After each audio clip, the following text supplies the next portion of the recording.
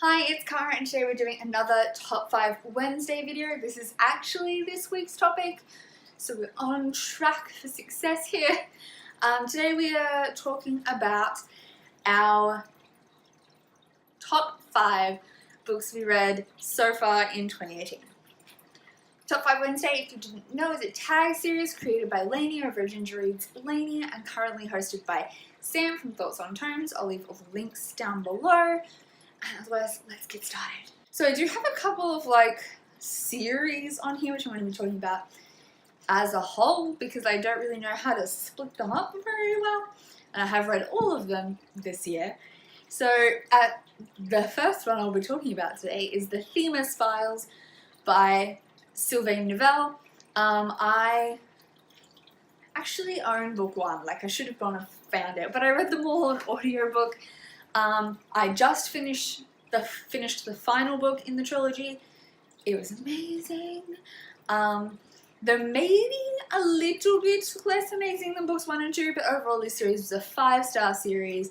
This is a science fiction adult story told in file format, basically following the idea that humans have found this alien robot buried in the earth and they're putting it together and trying to figure out how it works.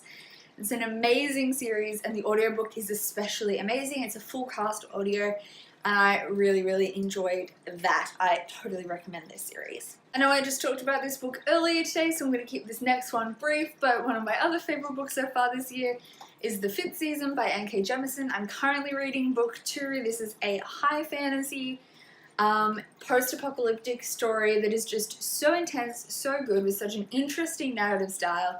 And I'm currently reading book 2. I hope to finish the trilogy as a whole this year as well.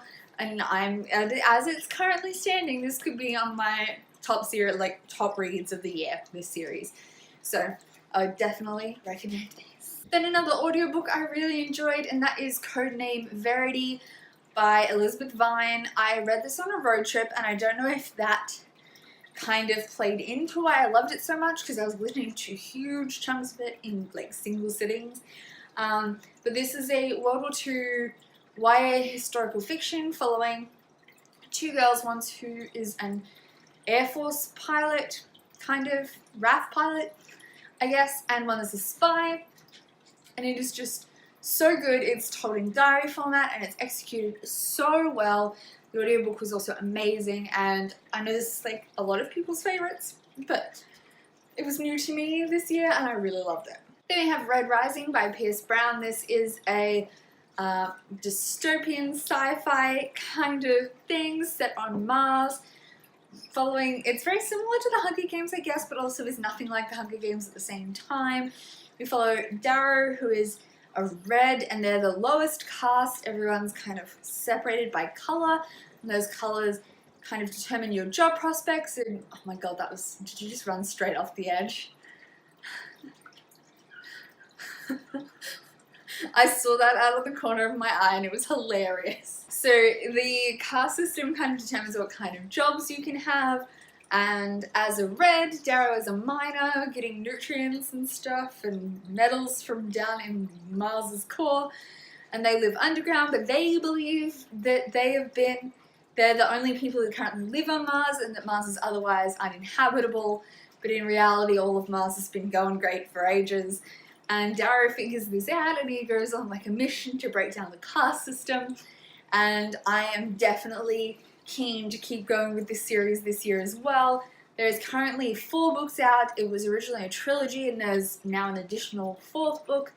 I don't know how many there's going to be all up, but I'm loving it so far. All I hear is that it gets better and more intense. I'm hoping to read Golden Sun, which is book 2, very soon, and I totally recommend this book. And then finally another series, we have Scythe and Thunderhead by Neil Schusterman. I talk about this all the time. This series is amazing. It's a dystopian following this near future where death has basically been eradicated, except for these individuals that are mandated to kill to keep down the population.